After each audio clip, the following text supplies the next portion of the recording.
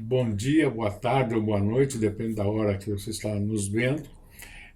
Hoje nós estamos retomando aqui as conversas do programa Tarja Preta, né? Eu tenho ao meu lado a querida amiga Tainá Marajoara. E Tainá eu conheci há coisa de 5 anos aqui em São Paulo, ela morava aqui em São Paulo. E o Tainá apareceu num evento onde o Instituto Tatá lançava aquele programa Comida e Cultura, não é? Uma coisa assim.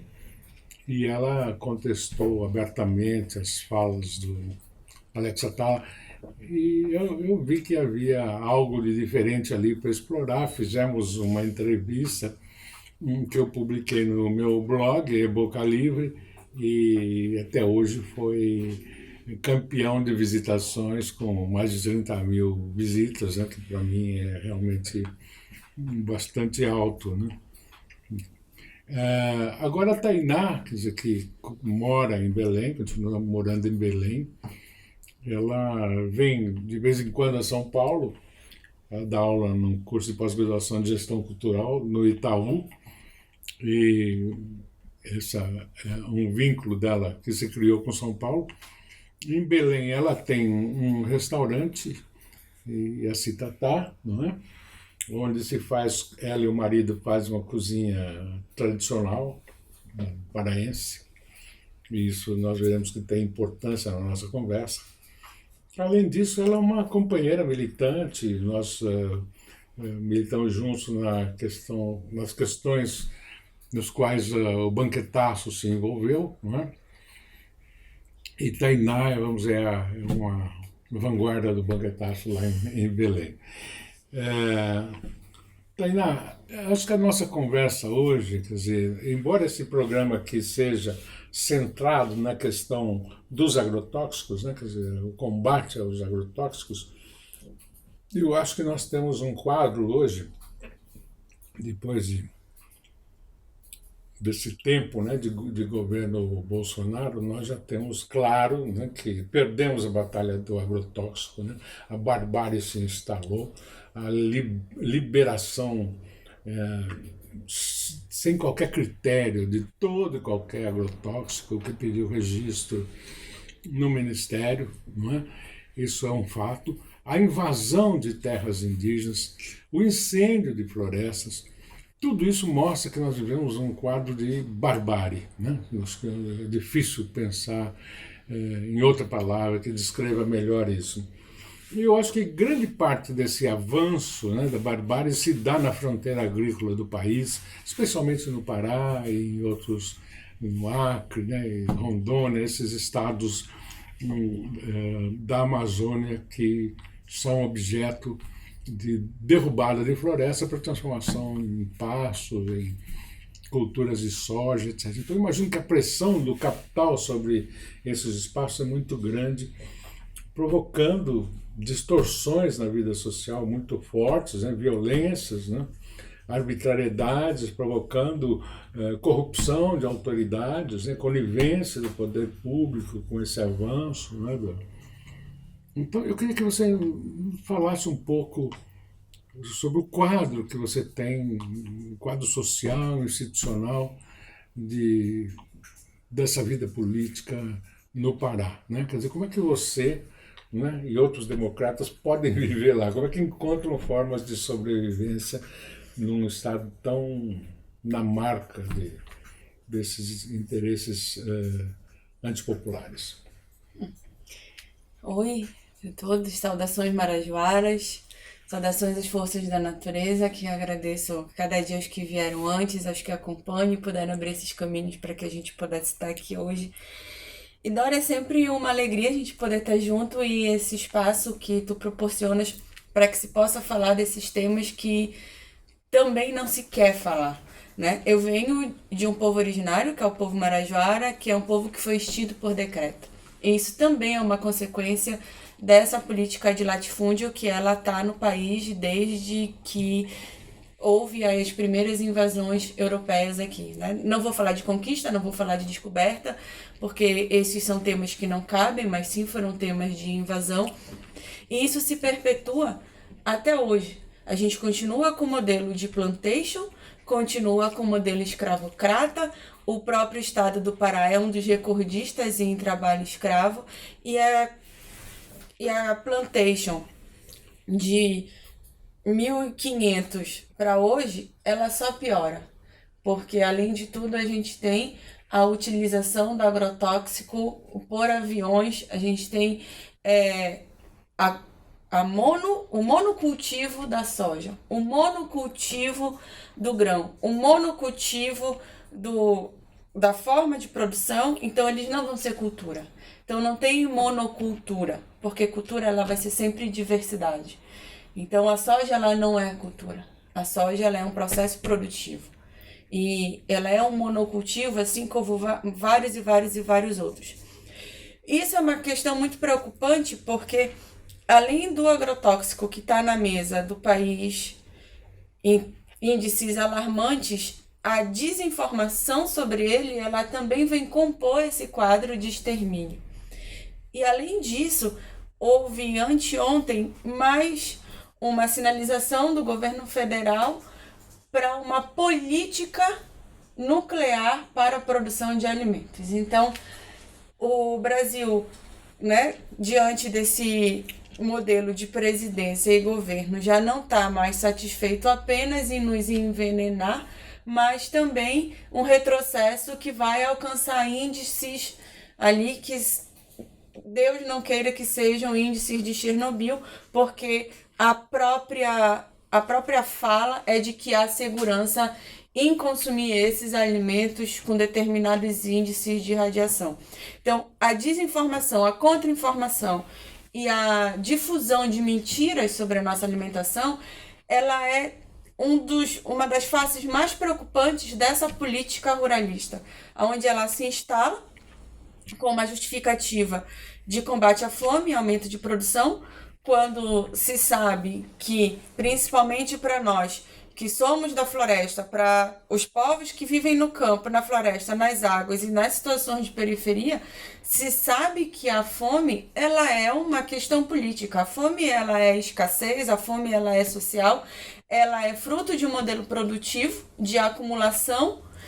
O país hoje, ele volta a figurar, né? Ele está sendo produzido um novo mapa da fome, esse mapa geopolítico da fome no Brasil. Hoje acho que a gente tem uma fome do século XXI, para falar de uma fome do século XXI de um país que foi a sexta economia do mundo e que essa fome, ao mesmo tempo que se alcança recordes de produção de grão, recordes de monocultivo e recordes de liberação de agrotóxicos, que dado de produção é essa que aumenta o índice de alimentos, porque a justificativa é essa, mas, por outro lado, se percebe um quadro de extermínio dessas populações e um quadro de desgracejo total social.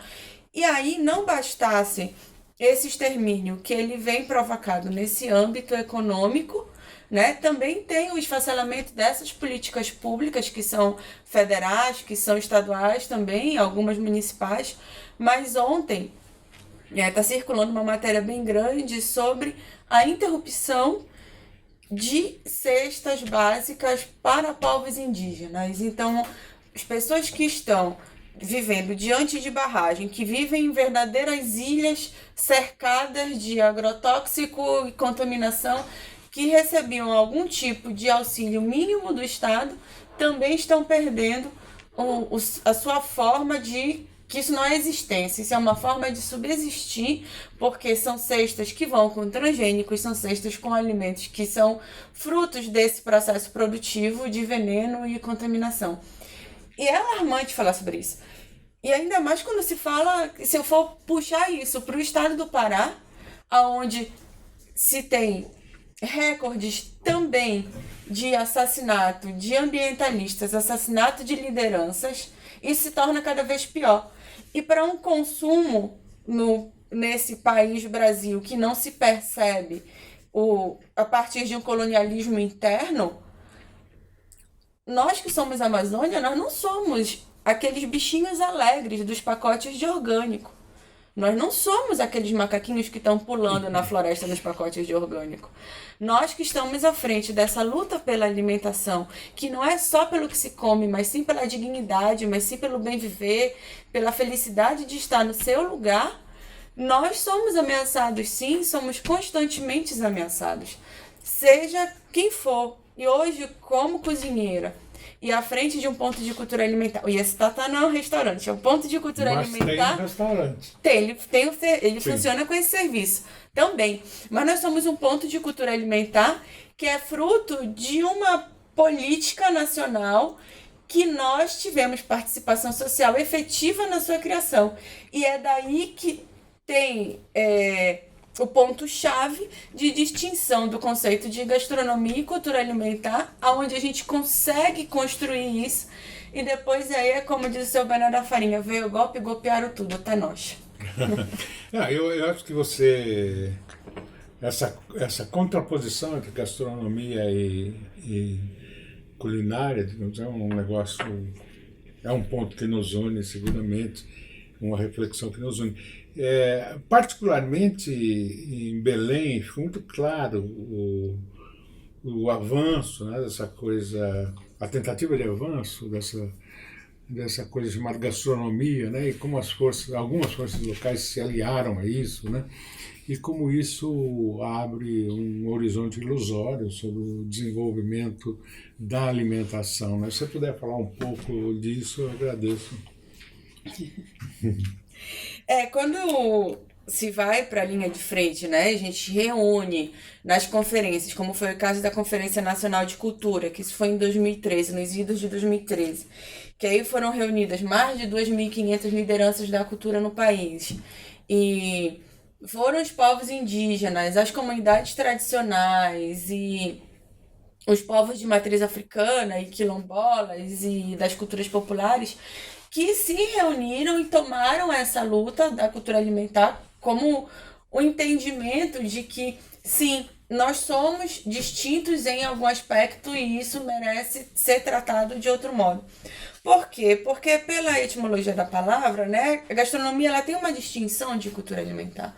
Então, esse conceito ilusório de que a gastronomia é o chefe de cozinha com a sua roupa branca e o seu pratinho bem feito, ou aquele chefe de cozinha que está lá patrocinado pelo cigarro, pelo monocultivo, pela indústria de açucarados e do genocídio, que ele está lá abraçando o agricultor, aquele chefe teve a remissão de todos os pecados. Então, não é isso. Acho que a gente precisa reconhecer, sim, que existem excelentes trabalhos gastronômicos que são importantes, mas também ela não é só essa parte. Ela tem um greenwash, ela tem o blurry wash, não sei nem se essa palavra existe, mas usando aí desses termos em inglês, não vou me arriscar nesse aqui, porque não é mais possível também falar de produção de alimentos no Brasil hoje e não fazer essa comparação com esse patrocínio de estabelecimentos de cozinha, de chefes de cozinha, de garotos propagandas de uma alimentação saudável, aonde essa alimentação saudável ela corresponde a utilizar um produto que veio de um super usineiro que tem 0,5% da produção feita com um pacote lá de papel reciclável e um selo de orgânico, e os outros 99,5% são a base de precarização, grilagem, trabalho escravo, exploração da mão de obra infantil, sem contar que toda essa terceirização desse trabalho, que também é feito no campo e na floresta, essa compra da semente do extrativista, né? Essa compra do produto extrativista, onde a pessoa tem que ficar agachada lá um dia inteiro para conseguir 1 quilo de semente, e aí desse 1 quilo de semente ela vai vender a R$ 2,50, a R$ 3, e aí tá tudo bem para o resto do país lavar o cabelo com um shampoo que tem uma semente que veio da Amazônia. Então, todos esses processos, eles têm que ser discutidos, sim. E é da responsabilidade do cozinheiro dizer o que é que tem na comida dele. Sim, eu acho que o conceito de Amazônia é um dos bens comerciais mais valiosos hoje, né, na área de gastronomia, mas não só, né, de beleza, de movelaria, né, de vários segmentos aí. E tem por trás uma história, às vezes, sangrenta, como você tem apontado, né? Eu queria que você falasse um pouco sobre essa coisa, né, da penetração do capital. Outro dia eu estava conversando com o Tiago Castanho a propósito da, da contraposição entre o consumo de salmão e tambaqui, né, cunaré, né, tambaqui, basicamente. E ele estava me dizendo que hoje 90 e poucos por cento do peixe que se consome em Tambaqui é de criadouros, né? Em Rondônia, no Acre, não sei o quê. E que isso está, de certa forma, destruindo a pesca artesanal, porque se consegue, esses caras que produzem conseguem colocar o peixe no ver-o-peso a R$ 2 o quilo, e a pesca artesanal não consegue fazer isso, portanto é um desestímulo à produção artesanal, né? E não é sendo só. sendo que esses criadores são monopolizados por grandes capitais também, né? Quer dizer, então existe uma penetração do capital na pesca, numa área que seria de pesca artesanal, desarticulando isso sem que a gente veja, né, com clareza isso, né? Quer dizer, não há uma, é como se não houvesse, não houve uma discussão, uma opção do país, né, enfim, das políticas públicas por essa concentração de capitais na área da pesca, né? Embora isso esteja ocorrendo, vem ocorrendo de forma, digamos assim, inconsciente quase, né? E eles andam junto, né? Não só a questão da pesca artesanal que vai para o criatório, mas anda junto o monopólio sobre a pesca, tanto para alimentação quanto para cosmética. A gente não pode dissociar a produção, essa produção amazônica que vai para a mesa e essa produção que vai para a estética, para a biocosmética. Porque muitos dos nossos peixes, eles tiveram o seu valor elevado, né, de mercado, porque passaram a ser comercializados para a indústria cosmética. E além disso, tem um aumento no preço do peixe, que é o peixe que chegava, que era chamada comida de pobre, que era o peixe que chegava a 2, 4, 5 reais, porque na hora que joga a tarrafa vem esses outros peixes, e aí na hora que pega tudo que tem nessa tarrafa, esse aqui é de 10, esse aqui é de 2, esse aqui é de 4, então se chegavam esses peixinhos para vender, para se comer. Com a indústria cosmética, a busca pelos fixadores, né, a busca pelo grude e por outras coisas, tanto para a biocosmética quanto para a biomedicina. O que é o grude? O grude, ele é uma substância presente em alguns peixes, como a piramutaba, que ele tem vários empregos na indústria. Então, esses elementos que saem desses pescados, eles também fizeram com que esse valor ficasse mais alto no mercado. E aí eu vou sair da Amazônia e vou trazer para o país inteiro, né? Porque como é que é considerado uma comida chique, uma comida de alta gastronomia, uma comida elevada, um salmão de criatório, né? Um salmão que ele é mais laranjado do que qualquer outra coisa, porque ele foi entupido ali de transgênico, foi entupido de corante. E aí essa ditadura pela alta gastronomia, pelas super técnicas e tudo mais, que quando tu olhas pro teu prato, o que tem ali é um produto de baixíssima qualidade, porque esse peixe do criatório, ele não come mais inajá, ele não come mais marajá. O que ele vai comer o resíduo, ele vai comer uma ração transgênica, ele vai comer uma ração que veio ser feita até com o resto do frango que foi entupido de promotores de crescimento, porque não pode mais falar, né? Coisas que bombam frango, não pode, agora são promotores de crescimento. E aí, a amenização dos termos, né? Daqui a pouco vai para os fitossanitários. Então, essa elevação por uma gastronomia refinada que utiliza esses produtos da indústria de alimento, ela é perigosíssima, porque ela coloca nesses produtos uma roupa de sustentável, ela coloca uma roupa de que aquilo ali é chique, de que a pessoa ela passou para um outro status social, que ela já não vai mais comer. Por que ela está comendo bodó? Por que ela está comendo piramutaba? Por que ela está comendo peixes que são deliciosos e que são peixes locais? Porque ela não come mais mapará, porque ela não come tamatá e agora ela come salmão. No Iacitatá, nós tivemos há 2 semanas atrás 2 semanas inteiras de piramutaba no almoço. Nós não falávamos para as pessoas que elas estavam comendo piramutaba. E a piramutaba, ela é muito mais gostosa que o filhote. Ela é muito mais gostosa que a dourada e ela é piramutaba fresca. Então pegava-se o peixe no ver-o-peso, porque a gente tem uma parceria com os pescadores artesanais, e aí se pegava lá com o pescador, passa na balança, deixa eu pegar depois da balança, a gente pega a piramutaba cedo no ver-o-peso e coloca ela na mesa, então ela chega bem fresquinha, 11 horas, meio-dia tá pronta a piramutaba. A pessoa chega lá até 2 da tarde, 3, 4 horas, a hora que ela chegar, ela vai comer o peixe fresco do dia. E aí nós não falávamos que era piramutaba. E chega uma hora durante o almoço que a gente para o salão, eu peço licença e falo o que é o STT, faço um comentário sobre todo esse extermínio das culturas alimentares e dos povos que está acontecendo e vou falando de onde que vem cada um dos ingredientes que está no prato. E eu falei, se o peixe que vocês estão comendo hoje é uma piramutaba. A cara das pessoas de espanto. Teve gente que só faltou me devolver o prato. E teve pessoa que me perguntou assim, mas por que vocês estão fazendo piramutaba? Eu disse, porque nós não deveríamos comer piramutaba. Essa que é a pergunta. É a mesma coisa quando vem falar, mas não tem mais tal alimento pra gente comer. Mas não tem mais o alimento. É porque esse alimento não está mais chegando na nossa mesa. Ou por que uma criança de São Paulo ela está comendo danoninho ao invés de comer os frutos? Por que ela não está comendo cambuci, ela está comendo morango? As perguntas elas são outras. A gente precisa inverter o sentido da pergunta. É preciso inverter o processo de curiosidade. Porque se eu não conhecer o que está aqui, não tem jeito. A fruta ela vai vir de dentro da prateleira, ela vai vir do pacote. E fruta de dentro do pacote...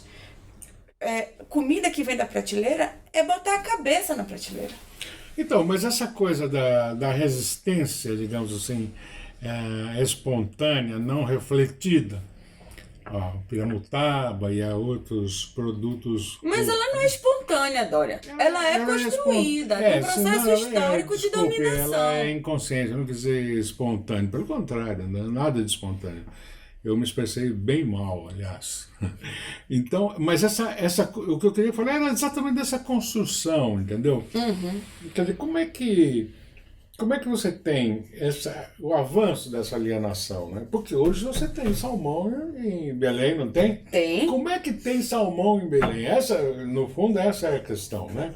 Que tem aqui, que tem no Rio de Janeiro, a pressão dos chilenos para vender essa porcaria é grande. Mas por que tem esses produtos em Belém, né? Quer dizer, não basta o tambaqui, o tucunaré, o criadouro, e trazem ainda isso. Quer dizer, é uma alienação da elite, da classe média, que quer se identificar com o moderno, com o transnacional. O que é? Como é que se explica isso? Porque, evidentemente, mesmo o turista que quando vai para lá, não é isso que ele vai procurar, né? É porque Belém faz parte do mundo global capitalista. Então, aonde chega, a dominação ela é igual. E aí, tu estás em Belém, falando de um mercado de Belém, que tem o colonialismo interno do país, que sobe para a Amazônia, tem o colonialismo do hemisfério norte, que pega o nosso Equador, a nossa linha, e tem toda a questão do capitalismo transnacional, essa globalização dos impérios agroalimentares, e que ela está lá também. Belém faz parte do mundo. E essa imposição de conceitos, essa imposição desses costumes que precisam ser considerados elevados para que se tenha status social, para que se tenha respeito nesse mundo globalizado, para que o chefe de cozinha de Belém também saia e que ele venha para cá, para São Paulo, porque aqui em São Paulo ele vai aprender a tratar salmão e ele vai ser ensinado aqui em São Paulo, assim como os chefes de cozinha de São Paulo também foram ensinados que o salmão é o alimento é um alimento de excelência. Nós já conversamos sobre isso. Quer dizer, falta ter uma escola de gastronomia ou algo assim em Belém que ensine as técnicas amazônicas, né? Eu acho que falta, acho que a gente precisa fazer, a gente está trabalhando nesse processo na escola, lá na Timbiucé. Isso me coloca uma outra questão, que Você usa muito a palavra descolonização, e eu queria saber quais são, quer dizer, as frentes de trabalho pela descolonização, como você diz, né? Na prática, o que vocês que vivem em Belém e tal, quer dizer, os democratas que vivem em Belém, que se mobilizam em torno dessa questão da alimentação, o que tem feito? Inclusive o que tem feito contra os agrotóxicos. Contra os agrotóxicos, vou começar dos agrotóxicos aí já. A gente tem feito. Nós somos também membros da campanha nacional permanente contra os agrotóxicos e pela vida. Estamos juntos no Banquetaço, que também é uma frente sobre tudo isso. E a gente tem feito uma pressão na Assembleia Legislativa do Pará para a aprovação de alguns projetos, entre eles a proibição da pulverização aérea. Mas, quando se trata para análise de agrotóxicos, nós padecemos da mesma maldição que o restante do país, que é esse domínio dessas influências políticas, por exemplo, sobre a análise da água. Então, para se conseguir a análise da água, para trazer esses elementos à tona, tu sabes que isso aí tem um caminho bem tortuoso bem esforçoso para que a gente consiga caminhar. Então a gente tem caminhado bastante sobre isso, tem apoio de algumas frentes dentro do próprio Ministério Público do Estado do Pará, entre eles da Vara Agrária, porque é onde a gente consegue conversar sobre a agrária e sobre a biopirataria, porque isso também não anda distante. Então quando chega a barragem, quando chega o dito grande projeto, ele chega não só para fazer aquele projeto, ele chega ali, ele pega uma área de mata, ele pega uma área de floresta. Aquela área de floresta que é dada para esse projeto, ela é valiosíssima. Então se amarram os correntões, se passam os tratores, se derruba ali. Milênios de história, milênios de um tempo que é ali testemunha com as suas árvores de tudo isso que vem acontecendo, mas também são milhões de dólares, né, na nossa diversidade biológica. Então se passa os correntões, se faz essa devastação acontece. Tá aí o Dia do Fogo. Quem garante que o Dia do Fogo foi só para pasto? Quem é que disse que foi só para pasto? Então tu tens essa primeira etapa. Se vai construir alguma coisa, a partir do momento que se vai construir, tem prospecção. Se chega nos sítios arqueológicos, se chega nos minérios, se chega nas riquezas de subsolo. O país reconhece uma história da humanidade do outro lado do mundo, mas ele não reconhece que nós, marajoaras, somos a história da humanidade também, ali no extremo norte. Então, se pega um avião, se vai visitar a história da humanidade no Egito, mas não se entende os povos pré-colombianos e a sua existência cultural como história dessa humanidade. Então, essa história da humanidade, ela também é apagada para que se exerça um domínio econômico, um domínio exploratório sobre isso. Depois que isso acontece, são colocados esses projetos. A partir do momento que um projeto como esse é implantado, se chega uma outra diretoria e até em algumas frentes sustentáveis, alguns institutos sustentáveis, né, que são aliados a essas corporações que chegam, não existe, por exemplo, contratação de mão de obra, não existe contratação de paraenses ou de povos indígenas e comunidades tradicionais para trabalhar nas suas frentes ambientais. Porque todas essas diretorias, todas essas consultorias, elas são de fora do Pará, para que a gente não esgarce, isso eu te conto porque eu já ouvi, para que a gente não esgarce essas relações. Então, o que isso tem a ver com o alimento? O que isso tem a ver com o que chega na mesa?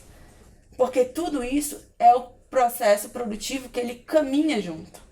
Então, aquela terra, que ela era uma terra que era de subsistência, né? Dita produção de subsistência, mas que na verdade ela é uma terra que ela está ali diminuindo os impactos do colapso climático. Ela está ali garantindo água, ela está ali mantendo uma nascente viva. Tem toda a biodiversidade que está ali dentro. Além da biodiversidade, a gente tem uma memória biocultural que está ali. Se não trouxer isso para essa linha de frente, para esse campo de fala, em modo primeiro, vai sempre prevalecer a dominação, o conhecimento eurocêntrico e esse apagamento do que seria uma ciência e uma intelectualidade da floresta. Nós do Iestatá temos um projeto que chama ID. Iestatá dialoga e descoloniza. Na última semana nós fizemos um sobre a cabanagem, porque muito se fala sobre a cabanagem, mas a cabanagem também foi feita por escravocratas. E o primeiro momento da cabanagem também foi feito por escravocratas. Então esse primeiro momento, ele precisa sim ser questionado, ser revisitado e trazer o outro momento da cabanagem, que é quando os chamados daquela época de mestiço, né, que são os povos indígenas, as comunidades tradicionais, os quilombolas, quando esses povos de fato vão tomar o poder, isso acontece em maio, isso não é de janeiro, isso é em maio. Então a gente tem organizado um debate também, que é um debate histórico sobre isso, e nessa última reunião que nós fizemos, nesse último seminário que nós fizemos, tinha uma liderança quilombola contando da sua história, a questão do punitivismo que acontecia durante o período da cabanagem, que isso se permaneceu. E aí ele contou sobre os quilombos ao lado terem vindo também serem resultado de uma fazenda de reprodução humana, aonde a própria história do país também apaga isso, porque reprodução humana aconteceu nos Estados Unidos, no Brasil não aconteceu.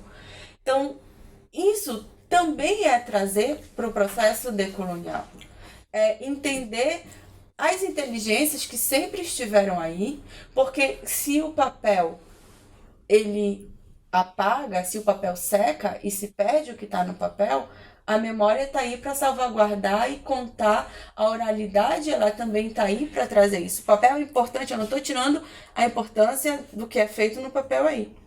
Mas se o papel perde, a gente tem uma memória milenar que vem sendo contada, e é essa memória que traz hoje para a própria cozinha o entendimento de que sim, que existem técnicas complexas, que existem técnicas de conservação, existem técnicas extremamente refinadas para que a gente possa comer no país hoje, que é a nossa primeira conversa. Há 5 anos atrás isso era um debate assim horroroso, porque não tinha técnica na cozinha brasileira, e isso também é fruto disso tudo aí. Esse debate hoje parece um luxo, né? Por dado o avanço dessa barbárie toda, né? Mas eu queria colocar para você o seguinte: eu tenho a impressão que, assim como você vê a discussão em torno da democracia em vertigem, né?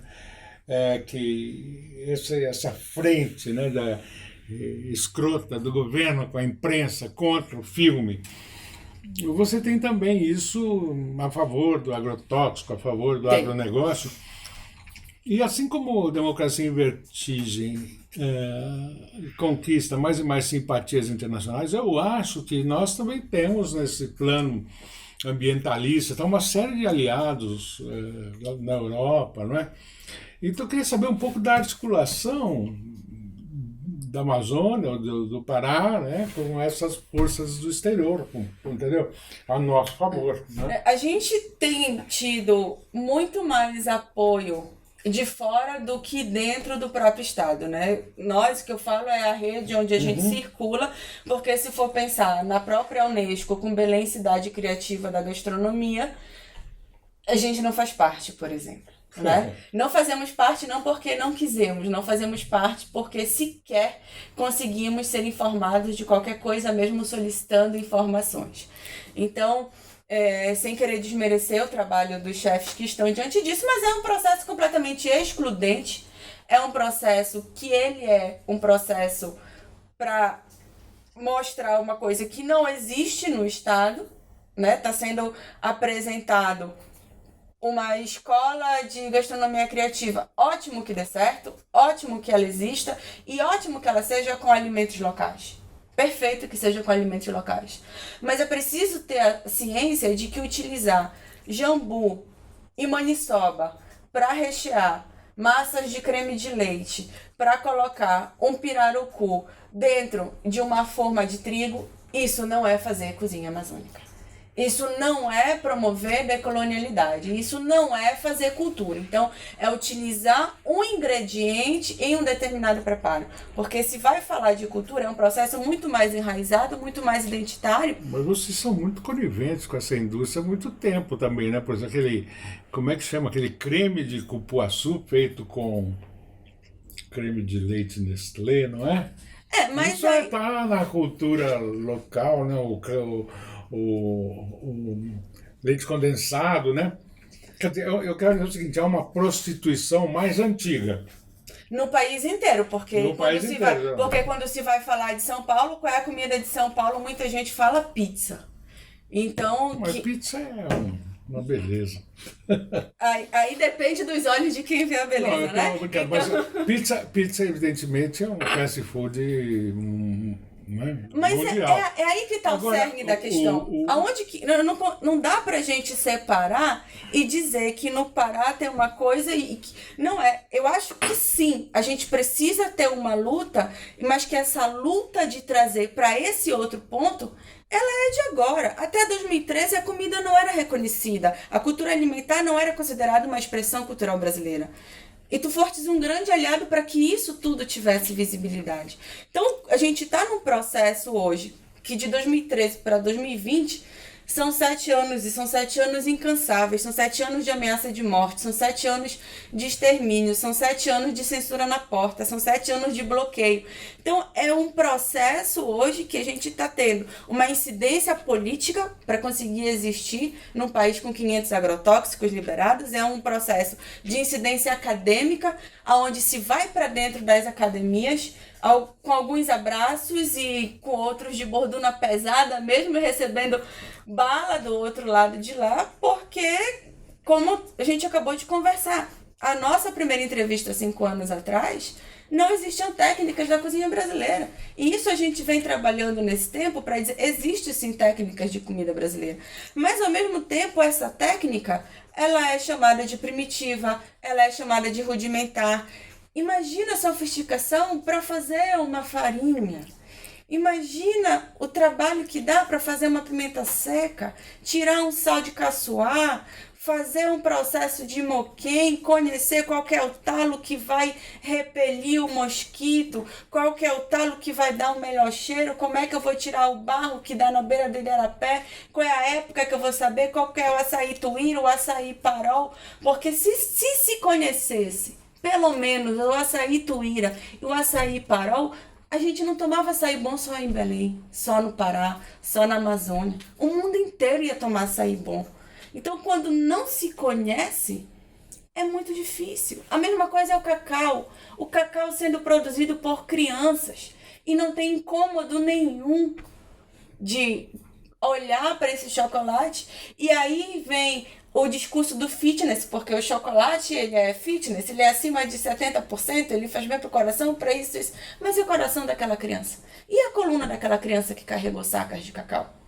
Então, esse domínio que chega sobre as nossas populações, que não é só da população amazônica, e que sim, a Amazônia, ela deveria ter essa elite local, sim. Ela deveria ter essa responsabilidade de se enxergar como alguém que tem essa capacidade de buscar novos mercados, tem essa capacidade, inclusive de estar fora e de estar no exterior, porque eles também conseguem ser apoiados, conseguem alcançar verbas de governo que a gente não consegue alcançar. Mas é uma elite que depende, sempre foi dependente do Estado. Né? Pois era aí que eu ia chegar, mas aí é uma elite que é a mesma elite que é ruralista, é a mesma elite que ela tá nos processos do capital financeiro, que está no especulativo. O que ela espera da burocracia de Estado é que seja sua vanguarda, né? Depois ela se apropria dos resultados disso, mas ela quer que o Estado age em nome dela, né? É o liberalismo do século XXI, né? Que foi proposto na campanha. Nós queremos, esse Brasil liberal do século XXI propôs um liberalismo na campanha, mas quer subsídio fiscal. E quer estar na política de Estado. Então, que liberalismo é esse? Deixa eu fazer uma outra pergunta que é Círio de Nazaré. É, digamos, uma das maiores festas populares do Brasil, né? É incrível e... Você acha que ela é um fogo de encontro, assim, contra o avanço dos evangélicos? É porque o Círio, ele é uma festa católica, sim, mas ele é um momento de encontro dos paraenses. Ele é um momento onde os romeiros do interior do estado vêm para a cidade para acompanhar a procissão. ele é um momento onde tem paraense do mundo inteiro que chega, que o paraense ele pode não ir pro Natal, ele não vai no Dia das Mães, ele não vai nas férias, ele não vai passar o Ano Novo, mas ele chega para passar o Sírio com a família. Eu não vejo o Sírio como utilizado como essa bandeira de contenção ao avanço do fundamentalismo religioso evangélico. O que é um grande problema, inclusive nas nossas comunidades, não só nas indígenas, mas é um grande problema o avanço do fundamentalismo religioso também para a questão da alimentação. Porque muitos dos nossos alimentos hoje, eles são ditos como alimentos de pessoas sem alma, que eu já ouvi isso por causa dos alimentos indígenas. Cite 2. A própria canhapira, porque a canhapira, quando foi feita, e como eu continuo a fazer... O que é a canhapira? Canhapira, pirá, peixe, canha e pimenta. Peixe cozido na pimenta. No nosso caso, marajoara, é o peixe cozido na pimenta e no tucumã. Isso é uma outra técnica complexa de cozinha. Por quê? Porque até então o que se estabelece a partir de uma cultura vinda da Europa é de que apenas a banha do porco, a gordura animal, ela é um conservador de alimentos, né? No nosso caso, não. Então, quanto mais se conhece as nossas culturas alimentares ancestrais, mais se percebe até esse menor impacto ambiental, no tanto que se fala de comida do amanhã, do tanto que se fala de comida do futuro, e que é lastimável que se coloque como grande avanço científico, como a grande proposta de aposta para esse mundo, a gente comer barata, porque aí sim também é da questão dessa elite, dessa apropriação desse capital internacional, porque vamos comer barata. Mas e aí? Cadê a minha cultura de comer o bicho do tucumã? Cadê a cultura do bicho do taquara? Cadê a cultura do turu?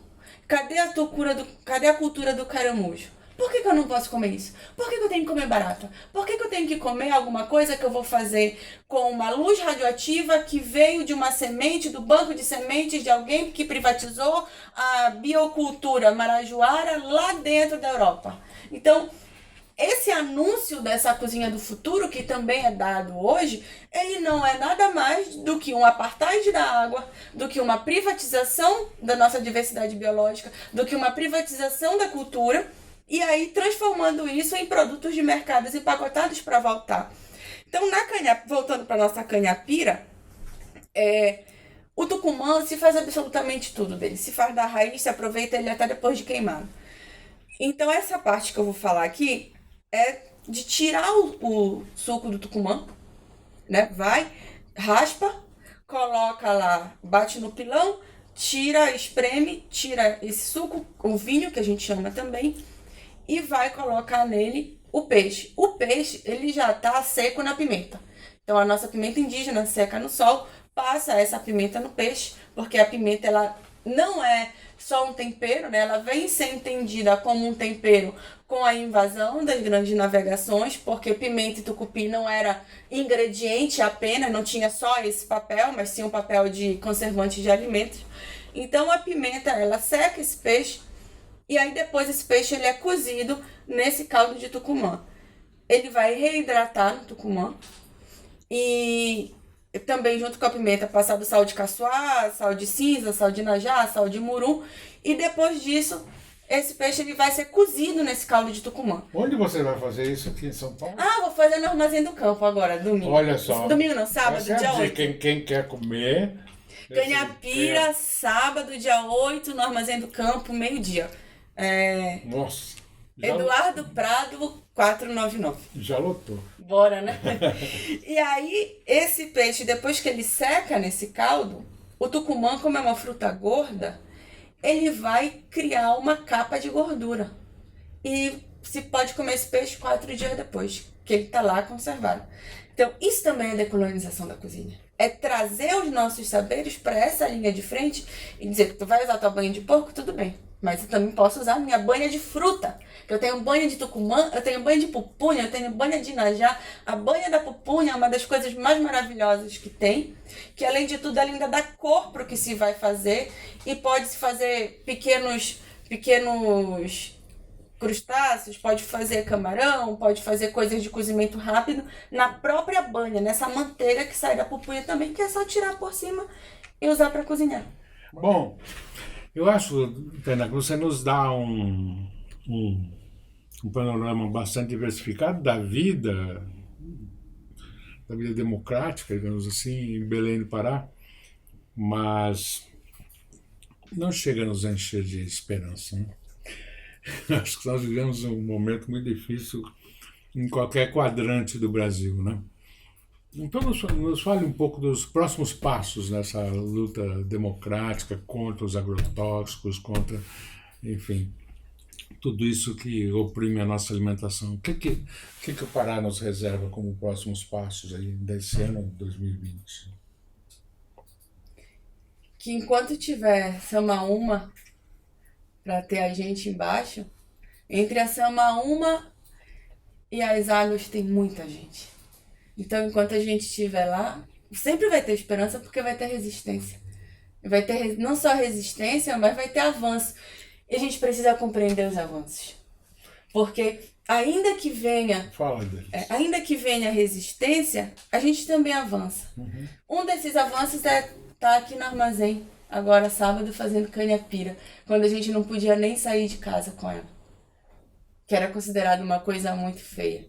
O avanço que a arte ela vem trazendo também, que é esse avanço invisível, que é esse avanço do pensamento, o avanço que as artes do Denilson Baniwa, da Dayara Tucano, do Jaider, que isso tem trazido, tem sacudido também esse outro lado da intelectualidade. Essa abertura de mercado, que ainda que seja uma abertura de mercado, para os processos agroecológicos e das culturas alimentares, isso também traz um avanço.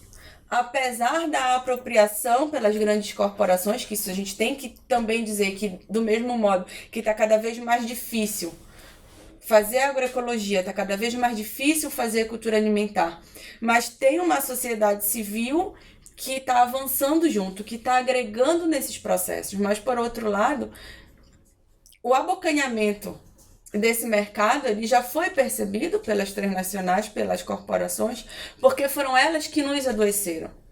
Então, a mineração, a barragem, a hidrelétrica, a contaminação feita por esses grandes detentores do capital, foram esses processos que nos contaminaram. Então, essas grandes corporações, elas não têm para quem vender porque elas mataram o seu consumidor. Elas estão matando o seu consumidor. E aí, elas precisam mudar de mercado. E elas precisam também, se for pegar os índices de mercado que decaiu, né, da Coca-Cola e de outras indústrias, que cerca de 30%, algumas chegaram até 60%, e elas estão comprando os alimentos, elas estão mudando a sua justificativa, não é porque elas entenderam que a gente está no colapso climático, ou que ou é para frear esse avanço da extrema-direita no mundo e o extermínio dos povos, mas sim porque elas perderam dinheiro. Nós estamos aqui por uma luta pela dignidade, pela felicidade, pelo bem viver. Eles estão perdendo dinheiro. Só que essa nossa luta, esse nosso afeto, que ele existe aí desde muito tempo, ele vai nos levando para frente. Então, ainda que tenha uma elite amazônica e que ela não perceba que cada árvore tombada é um filho que tomba, a gente está aí para dizer para ela que não adianta ela contaminar, porque a gente vai nascer. Nossas sementes são crioulas. Nós somos feitos de sementes nativas.